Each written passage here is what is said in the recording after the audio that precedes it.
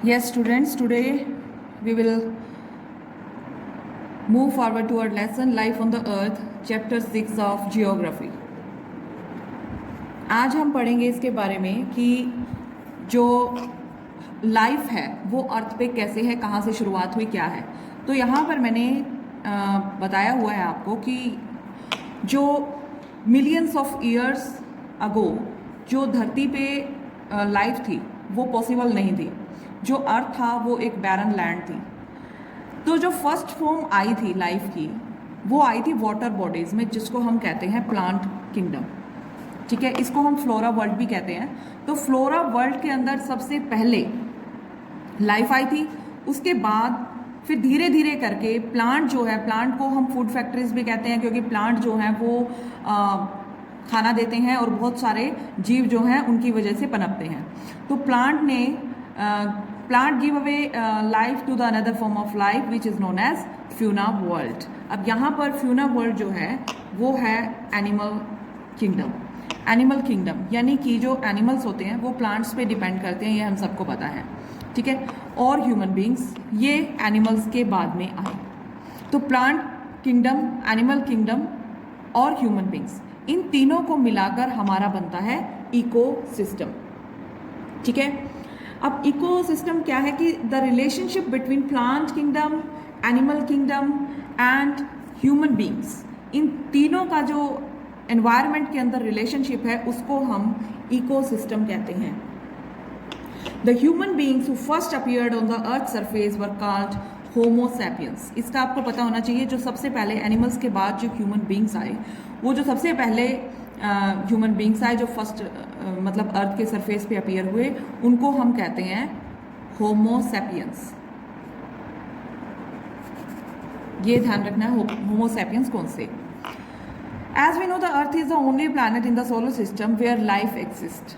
This living zone is known as biosphere. हम जानते हैं कि जो हमारी लाइफ है वो सिर्फ अर्थ पे ही संभव है, इसीलिए जो इकोसिस्टम है उसको हम लिविंग जोन कहते हैं। और लिविंग जोन क्यों कहते हैं, क्योंकि जैसे पौधे अपना फोटोसिंथेसिस से अपना भोजन बनाते हैं, फिर उसको एनिमल्स खाते हैं, ह्यूमंस खाते हैं, और फिर जो एनिमल्स हार्बीवोरस होते हैं उनको कार्निवोरस खाते हैं। तो इस तरीके से ये सिस्टम चलता है जो जिसको हम लिविंग जोन कहते हैं, और लिविंग जोन से ही बायोस्फीयर बनता है। अब बायोस्फीयर आपको अच्छे से पता है कि लिथोस्फीयर, हाइड्रोस्फीयर और ये जो तीनों स्फीयर से मिलकर हमारा बायोस्फीयर बनता है।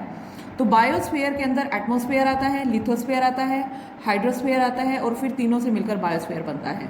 ठीक है, और बायोस्फीयर में ही प्लांट और एनिमल दोनों एग्जिस्ट करते हैं। ठीक है, बायोस्फीयर को हम दो पार्ट में डिवाइड करते हैं, प्लांट किंगडम और एनिमल किंगडम। ठीक है, अब ये बिल्कुल दोनों एक दूसरे से मिलके रहते हैं, सारे के सारे एक दूसरे के ऊपर डिपेंड करते हैं अपने एग्जिस्टेंस के लिए। जो प्लांट है वो अपना खुद का फूड प्रिपेयर करते हैं with the help of direct sunlight, air and water, ये हम सबको पता है। और इसीलिए इसी प्रोसेस को हम फोटोसिंथेसिस कहते हैं। और इसीलिए क्योंकि वो अपना भोजन खुद बनाते हैं। देखिए, इंसान अपना भोजन कभी खुद नहीं बनाता, एनिमल्स अपना भोजन कभी खुद नहीं बनाते, वो सब डिपेंड करते हैं पौधों के ऊपर। खाना बनाना खुद का मतलब ये नहीं होता कि हम गैस पे जाएं और खाना बनाएं, वो खाना बनाना, लेकिन जो गैस पे बनाने के लिए हमारे पास जो चीज़ें आई हैं वो कहाँ से आई हैं, वो आई हैं प्लांट से। तो इसलिए प्लांट सिर्फ एक ऐसी चीज़ है जो अपना खाना खुद बनाते हैं, और इसीलिए इसको हम फूड फैक्ट्री कहते हैं। और जो एनिमल किंगडम होते हैं वो सारे के सारे प्लांट्स के ऊपर डिपेंड करते हैं। फिर एनिमल में ह्यूमन बींग्स भी हम शामिल कर सकते हैं। और अब एनिमल क्या करते हैं, एनिमल अपने रिमेन्स के द्वारा, यानी जब एनिमल मर जाते हैं, पृथ्वी में दब जाते हैं, या तो उससे जो उनके रिमेन्स बच जाते हैं उससे सोयल को न्यूट्रिएंट मिलते हैं। यानी कि किसी न किसी तरह प्लांट जो है वो जितना अच्छा उगेगा उसके जो न्यूट्रिएंट्स हैं, क्योंकि सारे न्यूट्रिएंट्स सोयल के अंदर होते हैं। ठीक है, और सोयल के अंदर न्यूट्रिएंट कहाँ से आते हैं, एनिमल से। फिर चाहे वो इंसेक्ट हो, एनिमल हो, रेप्टाइल हो, कुछ भी हो, उनके मरने से जो रिमेन्स मिट्टी में मिल जाते हैं उससे मिट्टी और भी ज़्यादा उपजाऊ बन जाती है, और उसका फ़ायदा उठाते हैं प्लांट्स। तो plants provide food for the animals to satisfy their basic needs. Animals also provide soil nutrients with their remains which are helpful for the growth of the plants. अब ह्यूमन बींग्स जो हैं वो सबसे important part है biosphere का, सबसे important part है human beings, क्योंकि चाहे प्लांट किंगडम हो चाहे एनिमल किंगडम हो, इन दोनों का फ़ायदा और इन दोनों का यूज़ अगर कोई कर रहा है पूरे तरीके से तो वो है ह्यूमन बींग्स.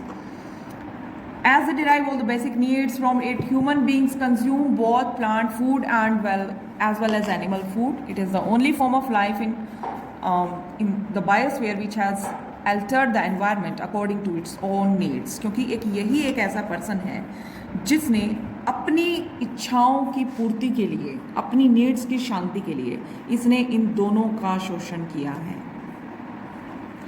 अब हमारे पास दो किंगडम आए यहाँ, प्लांट किंगडम और एनिमल किंगडम. तो सबसे पहले हम यहाँ पर प्लांट किंगडम की बात कर रहे हैं. सबसे पहले हम प्लांट किंगडम से स्टार्ट होते हैं कि प्लांट किंगडम में है क्या क्या चीज़. अब प्लांट किंगडम है तो इसमें क्या आएगी? वेजिटेशन, जितनी भी वेजिटेशन है, जितनी तरह की फसलें आ गई, जंगल आ गए, मतलब फूल फल पौधे जो भी हैं ये सब वेजिटेशन में है. तो वेजिटेशन में क्या क्या इंक्लूड होता है? एक तो फॉरेस्ट, कितने तरह के फॉरेस्ट होते हैं आप आगे पढ़ेंगे. ग्रासलैंड्स, बुशेस एंड श्रब्स, ये सारे के सारे वेजिटेशन में शामिल हैं. अब प्लेस टू प्लेस ये अलग अलग होते हैं. कहीं पर किसी तरह के फॉरेस्ट होते हैं, किसी तरह की ग्रासलैंड होती है. और ये क्यों होते हैं? Because of climate condition. ये क्लाइमेट कंडीशन, जैसा क्लाइमेट होता है उसके ऊपर डिपेंड करते हैं. जिस तरह का क्लाइमेट होगा उसी तरह के फॉरेस्ट होंगे, उसी तरह की ग्रास होगी, उसी तरह के बुशेस श्रब, सब क्लाइमेट पे डिपेंड करता है. फॉर एग्जांपल अगर हम इक्वेटोरियल रीजन की बात करें तो टेम्परेचर और रेनफॉल जहाँ पे बहुत ज़्यादा होती है, सारा साल होती रहती है, तो वहाँ पर जो ट्रीज़ होंगे वो कैसे होंगे?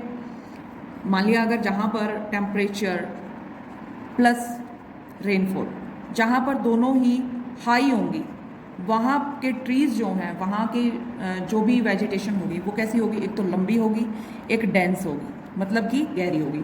फिर उसके बाद जो भी जिस तरह का भी क्लाइमेट होता है वो हमारे प्लांट और एनिमल की जो ग्रोथ होती है उसके, मतलब हमारी जो एनिमल और प्लांट की जो भी ग्रोथ्स होती हैं वो सारी की सारी टेम्परेचर और रेनफॉल पे डिपेंड करती है.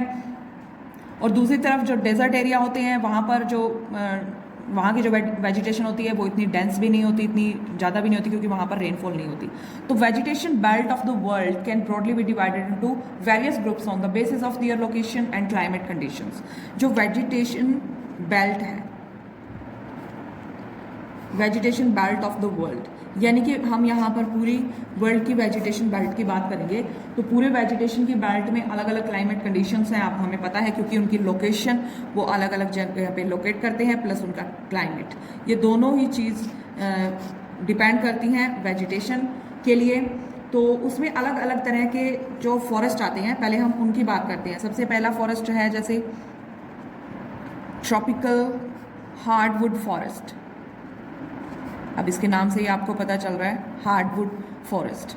दूसरी तरह का एक आ गया हमारे पास ग्रासलैंड, ये मेन चीज़ हो गई. तीसरा आ गया हमारे पास डेजर्ट, ये सूखा इलाका जहाँ पर रेनफॉल कम होती है. और फोर्थ आ जाता है हमारे पास टेम्परेट सॉफ्टवुड फॉरेस्ट.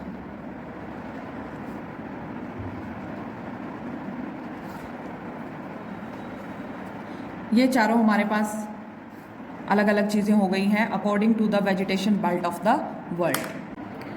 अब आगे हम करेंगे ट्रॉपिकल हार्डवुड फॉरेस्ट के बारे में. अब हमने पढ़ा था पीछे कि हमारे जितने भी अलग अलग टाइप ऑफ वेजिटेशन थी उसमें ट्रॉपिकल हार्डवुड फॉरेस्ट थे, फिर डेजर्ट थे, ग्रासलैंड थी, ठीक है. तो उसमें सबसे पहला पार्ट हमारा ट्रॉपिकल हार्डवुड फॉरेस्ट था. तो आपको बता दूं कि ये फॉरेस्ट जो है, ये ट्रॉपिकल रीजन जो 1.5 degree north, 23 degree 1.5 degree south के बीच में पाए जाते हैं. ये जो ट्रॉपिकल रीजन है हमारा, वहाँ पर ये हार्डवुड फॉरेस्ट मिलते हैं, ठीक है. अब ये जो ट्रॉपिकल हार्डवुड फॉरेस्ट है ये दो तरह के होते हैं. एक तो इक्वेटोरियल ट्रॉपिकल एवरग्रीन फॉरेस्ट, ये फर्स्ट टाइप है इसका, और दूसरा है ट्रॉपिकल डेसिडियस फॉरेस्ट, ठीक है. ये दूसरा पार्ट है. दो तरह के फॉरेस्ट है. ये वो फॉरेस्ट होते हैं जो सारा साल ग्रीन रहते हैं, और ये फॉरेस्ट वो होते हैं जो साल में ड्राई सीजन में एक बार अपने जो लीव्स हैं वो ज़रूर गिराते हैं, लेकिन ये सारा साल ग्रीन रहते हैं, इसीलिए इनको एवरग्रीन फॉरेस्ट भी कहा जाता है, ठीक है. अब यहाँ पर इसमें ये कहाँ पाए जाते हैं? देखिए, बोथ साइड्स ऑफ इक्वेटर. आपको पता है इक्वेटर जैसे हमारी अगर ये पृथ्वी है तो इस अर्थ के बीचों बीच हमने एक इमेजिनरी लाइन बनाई हुई है 0 डिग्री पे. ये बिल्कुल अर्थ को 2 पार्ट में डिवाइड करती है। ऊपर वाला पार्ट नॉर्दर्न पार्ट होता है, नीचे वाला पार्ट साउदर्न पार्ट होता है। और ये बिल्कुल बीच की जो लाइन है इसको हम इक्वेटर कहते हैं, ठीक है। तो ये इक्वेटर के दोनों तरफ पाए जाते हैं, यानी यहाँ पर भी और यहाँ पर भी। 10 डिग्री नॉर्थ में और 10 डिग्री साउथ में लैटिट्यूड पे पाए जाते हैं ये। अब नॉर्थ का आपको यहाँ देखना पड़ेगा, क्योंकि नॉर्थ और साउथ ये यहाँ बीच सी में पाए जाते हैं, ठीक है। इसके एरियाज कौन से हैं? ज़ायरे बेसिन इन अफ्रीका, एक ये यहाँ पर पाए जाते हैं। अमेजन बेसिन इन साउथ अमेरिका, साउथ अमेरिका में अमेजन बेसिन में पाए जाते हैं, अमेजन नदी है वहाँ। And few islands in south east Asia, और कुछ आइलैंड्स हैं साउथ ईस्ट एशिया के, वहाँ पर पाए जाते हैं एवरग्रीन फॉरेस्ट। ये आपको ध्यान रखना है। ज़ायरे बेसिन अफ्रीका में, अमेजन बेसिन साउथ अमेरिका में, और साउथ ईस्ट एशिया में के कुछ आइलैंड्स में ये पाए जाते हैं, ठीक है। और ये कहाँ, जो ट्रॉपिकल डेसिडियस फॉरेस्ट हैं, ये कहाँ पाए जाते हैं?